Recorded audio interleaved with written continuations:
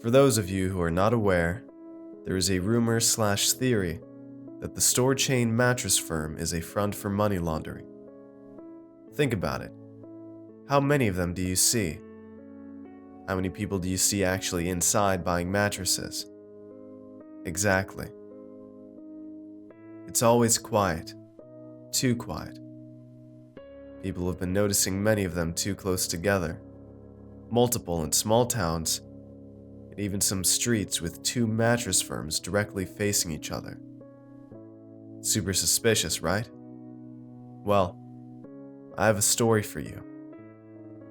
Hold tight because it gets weird. Probably weirder than anyone would have expected.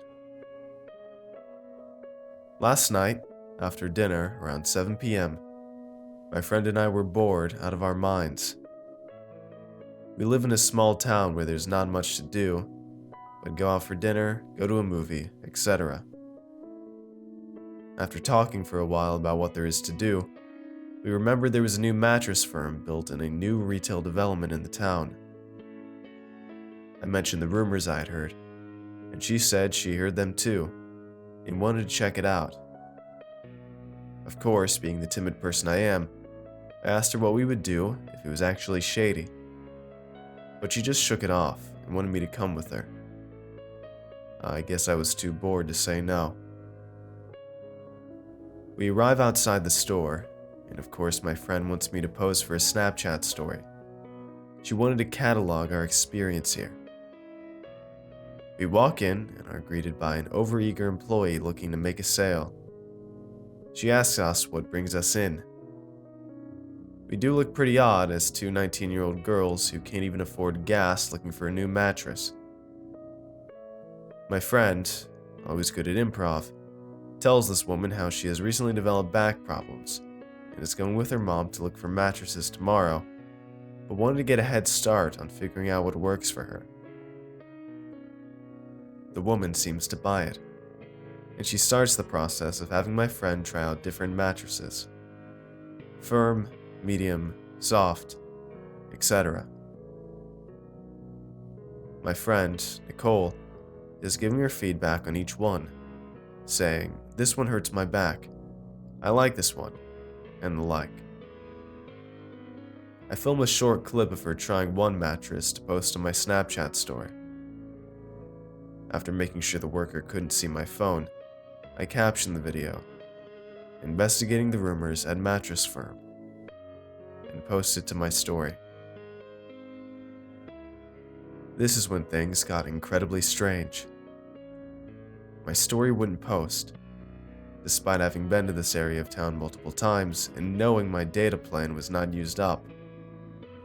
I checked and noticed I had no service in this store. Whatever, I thought. It'll post when we leave. Nicole then gets a phone call from her mom. This is what freaked me out. We have the same cell carrier, and even the same iPhone, so I was confused as to why she had service and I didn't. I didn't say anything, but just tried to walk around the store to get some bars. God forbid I miss a text message.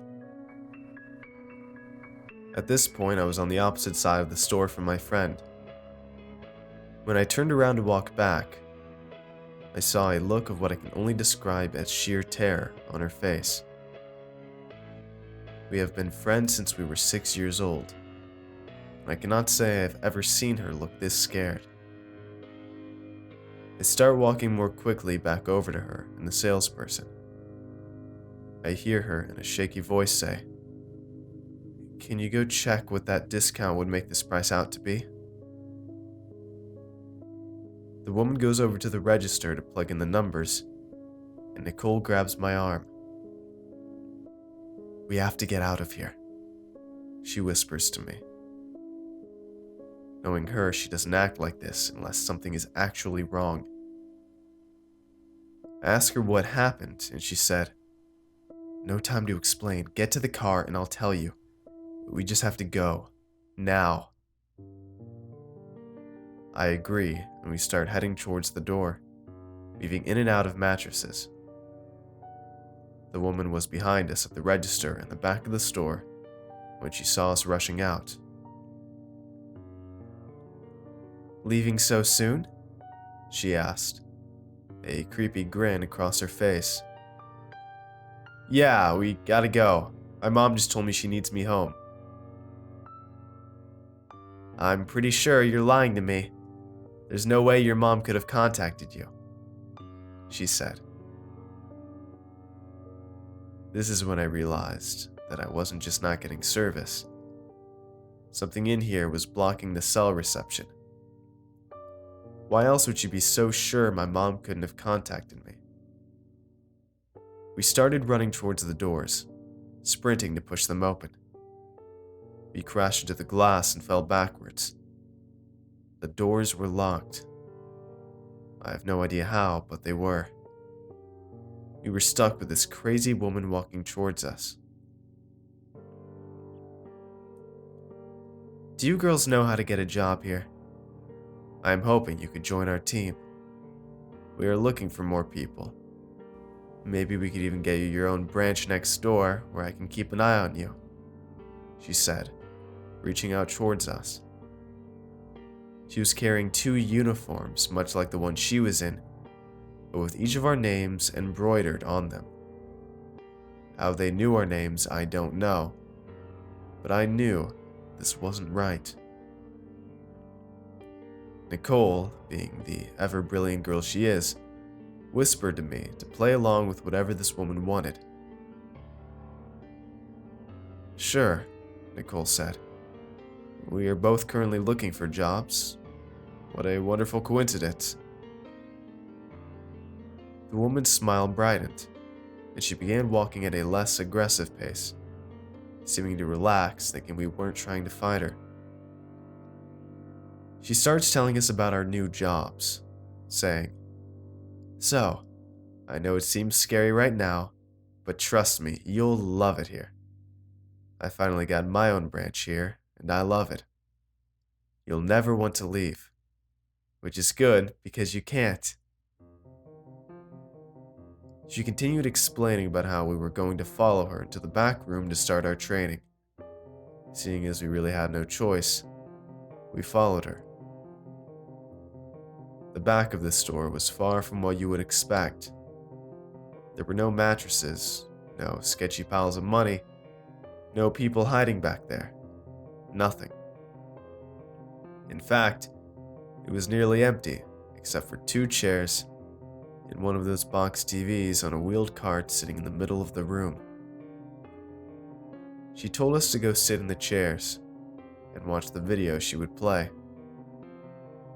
She then left the room, locking the door behind her with a loud metallic clink. Nicole and I looked at each other, dumbfounded. This was not what we expected when we showed up. It was all supposed to be a joke. I started to say to her, "Let's get..."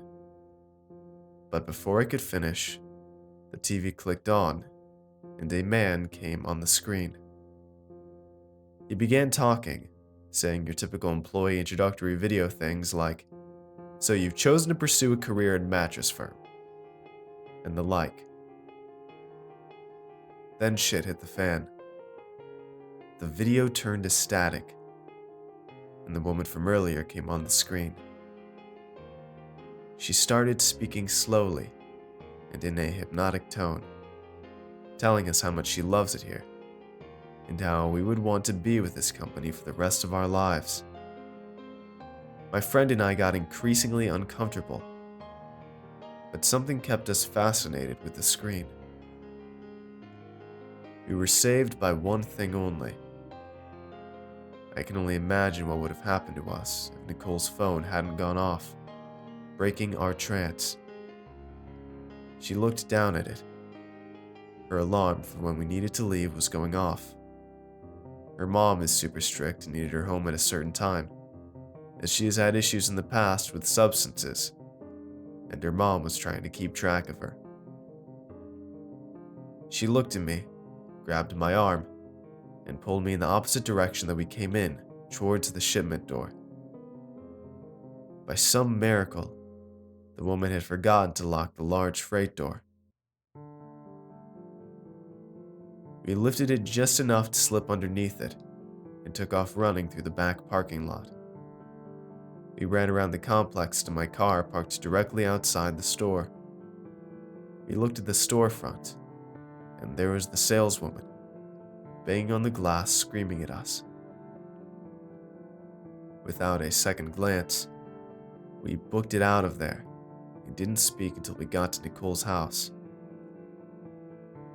I walked her to the door, and we just exchanged one look, knowing that we were to never speak of what happened. I was shaken and kept looking over my shoulder the whole time I drove home. Here's what I think happened.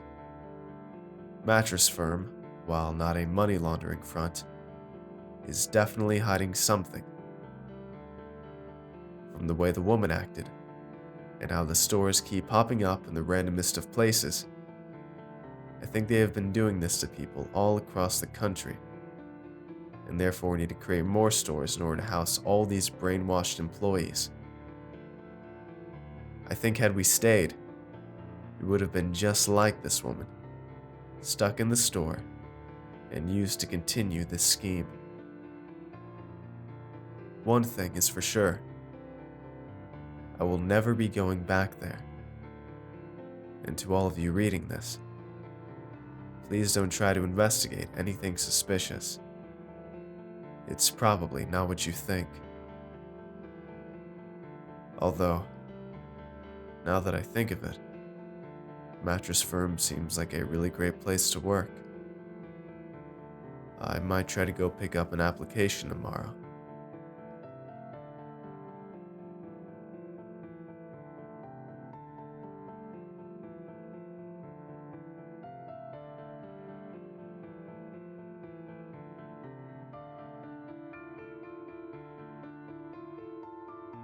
Hey everyone, I hope you enjoyed today's video.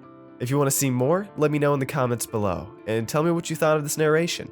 Make sure to follow me on Twitter for updates, and if you'd like to get early videos, shoutouts, and much more, I'd appreciate it if you check out my Patreon page. It's a place where you can help support my channel while getting awesome rewards in the process, and every pledge helps out a ton, no matter the size. So if you'd like to see all the rewards I offer and consider becoming a patron, it'd mean a ton to me if you'd click the link in the description and just check it out. And don't forget to show some love to the amazingly talented authors who make these narrations possible. Have a good night, everybody. Cheers.